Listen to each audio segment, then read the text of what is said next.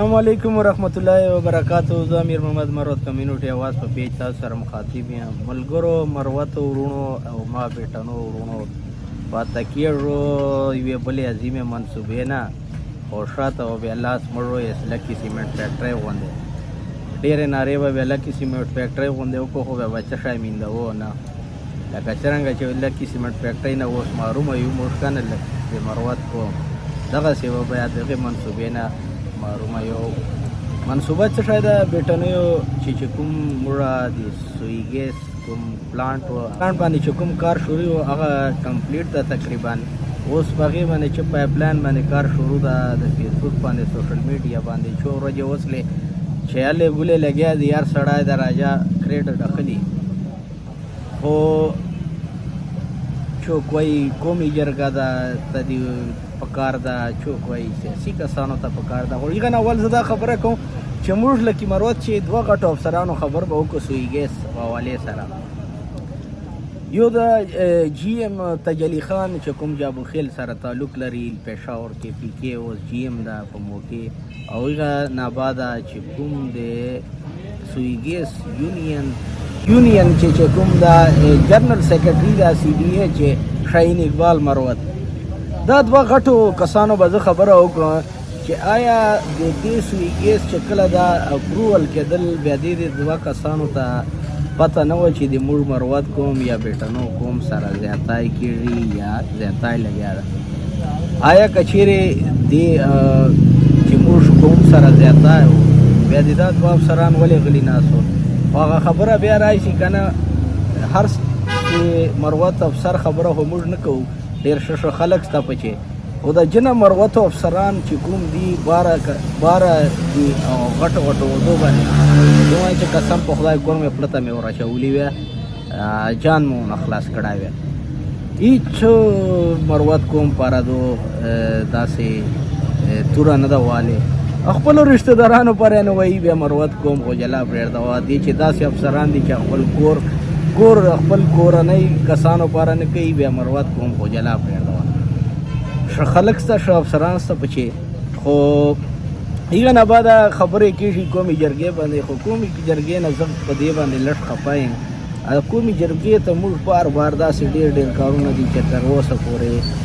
نیمګور پاته دي، تر سر پورې نه دي رسېدلي. خبر به وکړو یوه مین د لکي سیټي چې کوم ریحان الله ورک و په هغې حوالې سره قومي جرګه چې ګسلې وه، 4 وجې سوشل میډیا زینت جوړ و،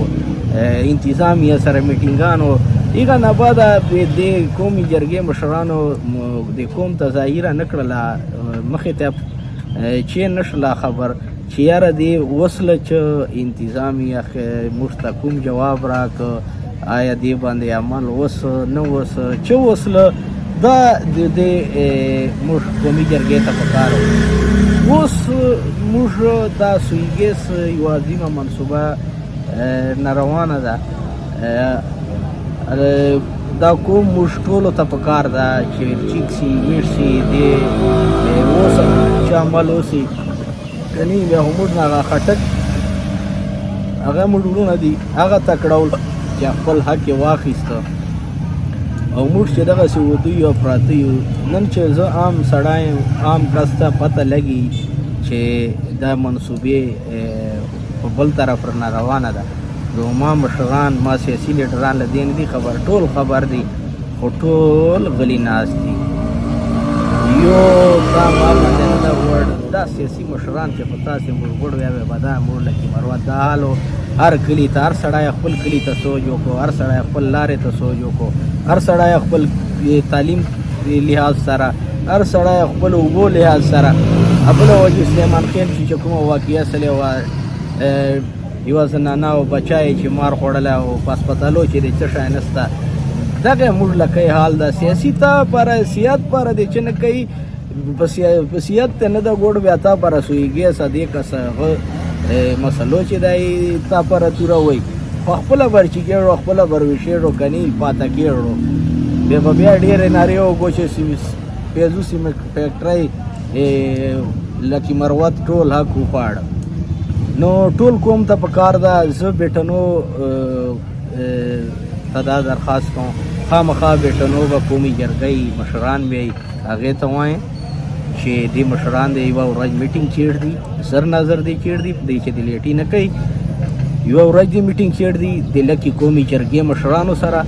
د لکې قومي جرګې مشران او د بیټنو قوم جرګې مشران دا د یوه ورځ سره چیږدي په دې د میټینګ وکړي او میټینګ بعد د دې دوه کسانو ته ټلیفون وکړي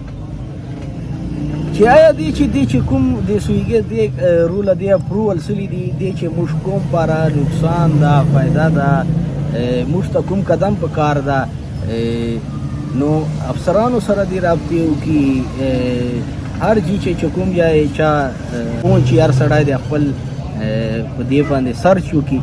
نو دا موږ ته اوس په کار دي لیټي نه ده په کار ټول رویټ سو کني دا یوه بله منصوبه نه ټول پاته کېړو وسلام